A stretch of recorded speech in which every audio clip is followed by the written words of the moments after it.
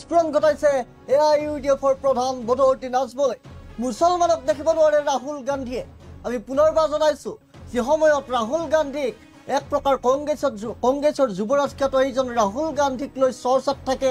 বহুতে প্ৰধানমন্ত্ৰী হোৱাৰ সপোন দেখে এইজন ৰাহুল গান্ধীক।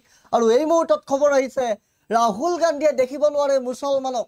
আমি পুনৰবাৰ জনাইছো মুছলমানক দেখিব নোৱাৰে কংগ্ৰেছৰ যুৱৰাজ ৰাহুল গান্ধীয়ে। আৰু যিগৰাকী ৰাহুল গান্ধীক ভৱিষ্যতৰ প্ৰধানমন্ত্ৰী বুলি বহুতে সপোন দেখে, সেইজন ৰাহুল গান্ধীয়ে মুছলমানক দেখিব নোৱাৰে। আৰু মুছলমানক দেখিব নোৱাৰা ৰাহুল গান্ধীয়ে মুছলমানক লৈ কেনেকৈ ৰাজনীতি কৰিব তাক লৈ এতিয়া চৰ্চা অব্যাহত আছে। কিন্তু আমি এই মুহূৰ্তত এই খবৰ লৈ আহিছো মুছলমানক দেখিব নোৱাৰে ৰাহুল গান্ধীয়ে। আৰু বিহাৰৰ ফলাফলক লৈ এইবাৰ ৰাহুল গান্ধীক বাক্যবান বদৰুদ্দিন আজমলৰ। ৰাহুল গান্ধী প্ৰধানমন্ত্ৰীতকৈ ডাঙৰ নেকি বুলি প্ৰশ্ন আজমলৰ। আমি পুনৰবাৰ জনাইছো এইবাৰ নিৰ্বাচন যিহেতু সমাগত ২৬ৰ নিৰ্বাচনৰ সমাগত সন্মুখত ২৬ৰ বিধানসভা নিৰ্বাচন। আৰু এই সময়খনতে এই মুহূৰ্তত ডাঙৰ খবৰ আহিছে মুছলমানক দেখিব নোৱাৰে ৰাহুল গান্ধীয়ে। আৰু এক প্ৰকাৰ যি সময়ত ৰাহুল গান্ধীক ভৱিষ্যতৰ প্ৰধানমন্ত্ৰী বুলি বহুতে সপোন দেখে, সেইজন ৰাহুল গান্ধীক দেখিব নোৱাৰে মুছলমানক। আৰু এই মন্তব্য আমাৰ নহয়, এই মন্তব্য এই তাৎপৰ্যপূৰ্ণ মন্তব্য কৰিছে AIUDF প্ৰধান বদৰুদ্দিন আজমলে। আৰু বিহাৰৰ ফলাফলক লৈ ৰাহুল গান্ধীৰ বাক্যবান ৰাহুল গান্ধীক তীক্ষ্ণ বাক্যবান বদৰুদ্দিন আজমলৰ কটাক্ষ কৰিছে। মুছলমানক দেখিবই নোৱাৰে ৰাহুল গান্ধীয়ে বুলি মন্তব্য কৰিছে। এক সংবাদমেল সম্বোধন কৰিছিল AIUDF প্ৰধান বদৰুদ্দিন আজমলে। আৰু এই সংবাদমেলতেই কেইবাটাও বিস্ফোৰণ ঘটাইছে। ৰাহুল গান্ধীক তীক্ষ্ণ বাক্যবানেৰে থকা সৰকা কৰিছে, কটাক্ষ কৰা পৰিলক্ষিত হৈছে। আৰু আটাইতকৈ গুৰুত্বপূৰ্ণ মন্তব্যটো কৰিছে যে মুছলমানক দেখিবই নোৱাৰে কংগ্ৰেছৰ যুৱৰাজ ৰাহুল গান্ধীয়ে। আৰু তাৰ পিছতে এতিয়া এক প্ৰকাৰ সৰ্বত্ৰ চৰ্চা অব্যাহত আছে, যিহেতু এক প্ৰকাৰ গান্ধী পৰিয়ালৰ এইজন ৰাহুল গান্ধীক ভৱিষ্যতৰ প্ৰধানমন্ত্ৰী আসনত বহিব বুলি বহুতে সপোন দেখে। আৰু ৰাহুল গান্ধীক লৈ বিভিন্ন সময়ত যিহেতু চৰ্চাটো থাকে, আৰু সেই সময়তেই আজিৰ দিনটোত এই খবৰ আহি পৰিছে যে মুছলমানক দেখিব নোৱাৰে ৰাহুল গান্ধীয়ে। আৰু এই মন্তব্য AIUDF প্ৰধান বদৰুদ্দিন আজমলৰ। আৰু বিহাৰৰ ফলাফলক লৈ ৰাহুল গান্ধীক তীক্ষ্ণ বাক্যবান বদৰুদ্দিন আজমলৰ। ৰাহুল গান্ধী প্ৰধানমন্ত্ৰীতকৈ ডাঙৰ নেকি বুলি প্ৰশ্ন আজমলৰ। পুনৰ কৈছো ৰাহুল গান্ধী প্ৰধানমন্ত্ৰীতকৈ ডাঙৰ নেকি বুলি প্ৰশ্ন কৰিছে আজমলে। আৰু সময়ে সময়ে যিহেতু চৰ্চিত হয় বদৰুদ্দিন আজমলে এক প্ৰকাৰ এজেণ্ট হৈ কাম কৰে, বদৰুদ্দিন আজমলে বিশেষ এটা পক্ষ লৈ কাম কৰে বুলি তেনেকুৱা ধৰণৰ কথাবোৰ চৰ্চিত হয় ৰাজনৈতিক মহলত।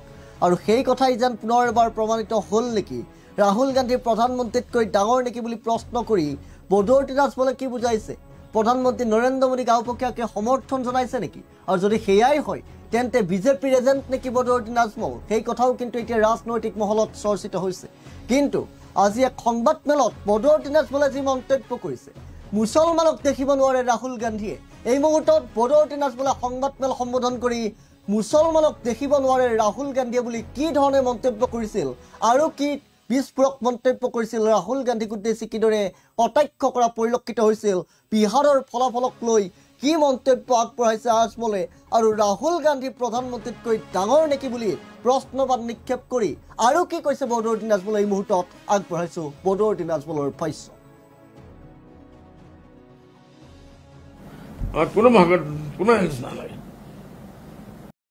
ৰাহুল গান্ধীয়ে দাড়িয়ালাক টুপিয়ালাক ৰাখিব নিবিচাৰে, ষ্টেজত বলবে। আজি চাওক না, এটা ভিডিঅ' হৈ থৈছে কোন জেগাত ৰাহুল গান্ধী বহি আছে, এজন মোল্লা মানুহ গৈছে গামচা দিয়াৰ কাৰণে, তাৰ মানুহবিলাকে ভাজে, সিটো মাতিব পাৰে না, আঁতৰাই দিলে মানুহজনক। এটা ৰাহুল গান্ধী ক'ব হেই আনে মেৰা আদমি শেষ হৈ যায়, তো কোৱা নাই মতলব কোনো না কোনো আছে তাৰ। আৰু মই কি ভাল পাওঁ বেয়া পাওঁ, মোৰ লগত যিসকলে ৰাইট দিন উঠা পোৱা কৰে সকলোকে জানে, সকলে জানে ৰাহুল গান্ধী মুছলমানক দেখিব নোৱাৰে। কুৰ্চীৰ কাৰণে বহুত মাত মাতি আছে। চাওক, এইটো বিহাৰৰ ইলেকশ্যনৰ পিছত অল ইণ্ডিয়া মহাগঠবন্ধনে কোনো সেইটোৰ পৰা দাবী এতিয়ালৈকে দিয়া নাই।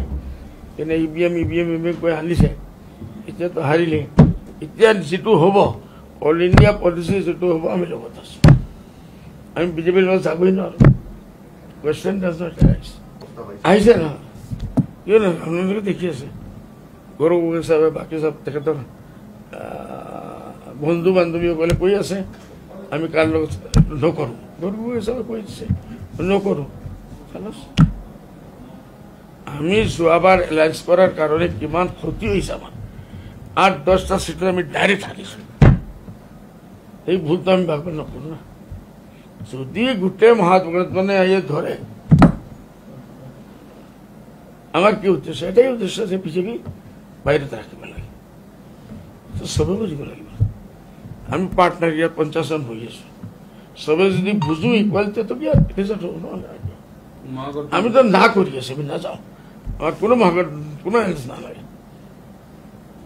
আমি এই 2 বেলা করবো, কিমান ভোট আমার বাপরে বাপ, ইমান লাহরি ঘাট ভোট আমি ইলেকশন হারিছো। বিভিন্ন রাজ্যত আমার 100% সিট আছে। আমি যোগনক দিয়ে দিল, গোয়ালপাড়া দিয়ে দিল, হ্যাঁ জলেশ্বর আমি দিয়ে দিল, নববর্ষা আমি দিল, আমার জিকাই সিট। আর এইসব সিট কংগ্রেসে রাখিব পারা নাই।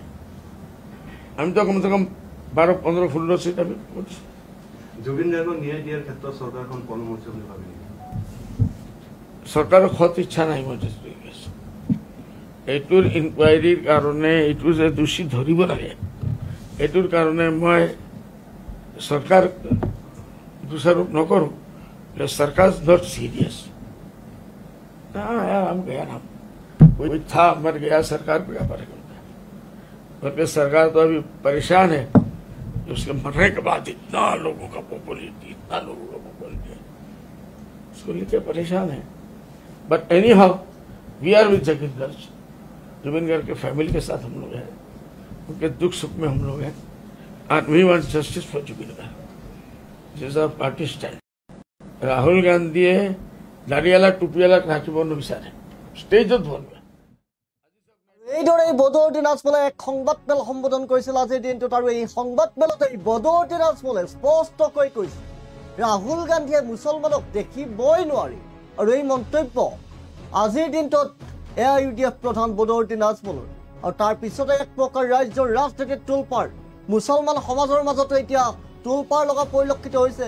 এই কাৰণ বিশেষ মন্তব্য আগবঢ়াইছে যিজন বদৰুদ্দিন দিনাজমলে সিদিনা পুনৰ এবাৰ, আৰু যিহেতু নিৰ্বাচন পাৰ হৈ গ'লে বদৰুদ্দিন দিনাজমলে আত্মগোপন কৰে, হঠাৎ মানুহজন সন্ধানহীন হৈ পৰে। আৰু তাৰপিছতে নিৰ্বাচনৰ আগে আগে পুনৰ টাইগাৰ জিন্দাহে বুলি অসমৰ ৰাজনীতিত পুনৰ পদাৰ্পণ কৰিছে। আৰু অসমৰ মাটিত ভৰি থৈ সিদিনা টাইগাৰ জিন্দাহে বুলি কোৱাৰ পৰা আজিলৈকে কেইবাটাও বিস্ফোৰণ ঘটাইছে। আৰু এক প্ৰকাৰ কংগ্ৰেছ বিৰোধী স্থিতি যেন এতিয়া বদৰুদ্দিন দিনাজমলৰ। আৰু আজিৰ দিনটোত সংবাদমেল সম্বোধন কৰি বদৰুদ্দিন দিনাজমলে কেইবাটাও বিস্ফোৰক মন্তব্য আগবঢ়াইছে। বিহাৰ নিৰ্বাচনৰ ফলাফল সন্দৰ্ভতো কটাক্ষ কৰিছে কংগ্ৰেছক। ৰাহুল গান্ধীক উদ্দেশ্য কৰি স্পষ্টকৈ কৈছে ৰাহুল গান্ধীয়ে মুছলমানক দেখিবই নোৱাৰে, ৰাহুল গান্ধী প্ৰধানমন্ত্ৰীতকৈ ডাঙৰ নেকি বুলি প্ৰশ্নবাণ নিক্ষেপ কৰিছে আজমলে। আৰু ইয়াৰ পিছতে এতিয়া এই আজমলৰ প্ৰতিক্ৰিয়াৰ পিছত, আজমলৰ এই ভাষ্যৰ পিছত মুছলমান সমাজৰ মাজত কেনেকুৱা প্ৰতিক্ৰিয়া হয় সেয়া লক্ষণীয় হ'ব। কাৰণ মুছলমানক ৰাহুল গান্ধীয়ে দেখিবই নোৱাৰে বুলি মন্তব্য কৰা পৰিলক্ষিত হৈছে। আৰু যিজন ৰাহুল গান্ধী, কংগ্ৰেছৰ যুৱৰাজ ৰাহুল গান্ধীক এক প্ৰকাৰ একাংশই ভৱিষ্যতৰ প্ৰধানমন্ত্ৰী হোৱাৰ সপোন দেখে। আৰু সেইজন ৰাহুল গান্ধীয়ে মুছলমানক দেখিব নোৱাৰে বুলি মন্তব্য কৰিছে। আৰু যিজন ৰাহুল গান্ধীয়ে গান্ধী পৰিয়ালক এক প্ৰকাৰ প্ৰতিনিধিত্ব কৰে, আৰু সেইজন ৰাহুল গান্ধীক এতিয়া মুছলমানৰ প্ৰতি বিদ্বেষী বুলি যেন এক প্ৰকাৰ ইংগিত দিছে এক প্ৰকাৰ এইজন বদৰুদ্দিন আজমলে। কেৱল সেয়াই নহয়, কংগ্ৰেছে জীৱনত জিকিবই নোৱাৰে বুলি মন্তব্য কৰিছে। কেইবাটাও বিস্ফোৰক মন্তব্য যিহেতু কৰিছে আমি শুনালোঁ। আৰু এয়া চাওক, বদৰুদ্দিন আজমলে আজিৰ দিনটোত এক সংবাদমেল সম্বোধন কৰিছিল। আৰু এই সংবাদমেলতেই ৰাহুল গান্ধী আৰু কংগ্ৰেছৰ বিৰুদ্ধে যেন খৰ্গহস্ত হৈ পৰিছে, অগ্নি শৰ্মা হৈ পৰিছে, যেন ৰাহুল গান্ধীৰ নামেই শুনিব নোৱাৰে বদৰুদ্দিন আজমলে। আৰু স্পষ্টকৈ কৈছে ৰাহুল গান্ধীয়ে মুছলমানক দেখিবই নোৱাৰে। বিহাৰ নিৰ্বাচনত কংগ্ৰেছে খোৱা মুখ ঠেকেচা সন্দৰ্ভতো মন্তব্য কৰিছে। আৰু ৰাহুল গান্ধীৰ প্ৰধানমন্ত্ৰীতকৈ ডাঙৰ নেকি বুলি প্ৰশ্নবাণ নিক্ষেপ কৰিছে এইজন ৰাহুল গান্ধীক উদ্দেশ্যি বদৰুদ্দিন আজমলে।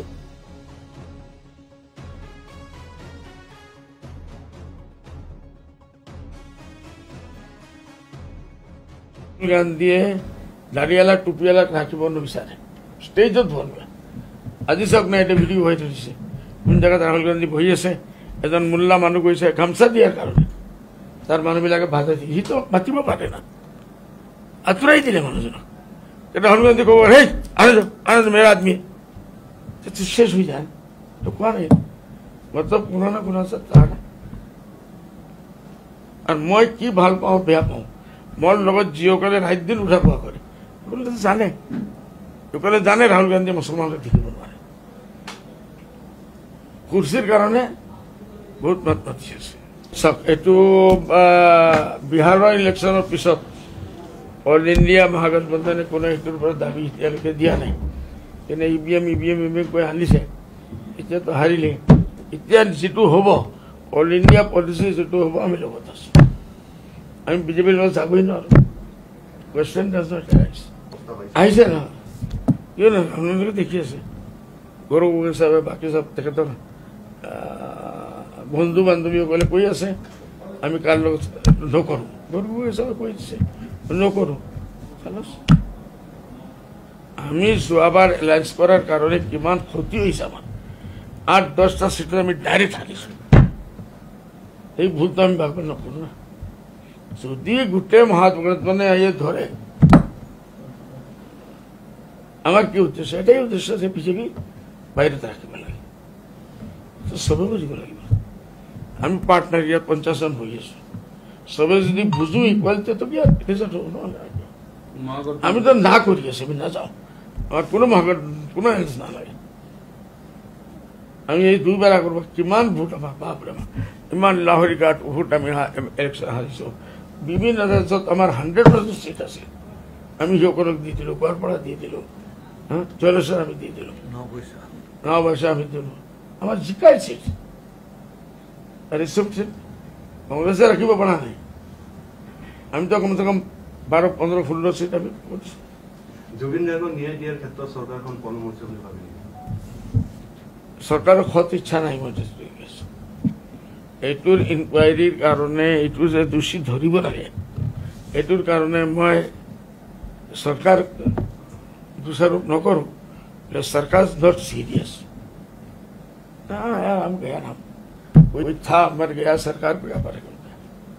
बल्कि सरकार तो अभी परेशान है, उसके मरने के बाद इतना लोगों का पॉपुलरिटी, इतना लोगों का पॉपुलरिटी, उसको लेकर परेशान है। But anyhow we are with Zubeen Garg.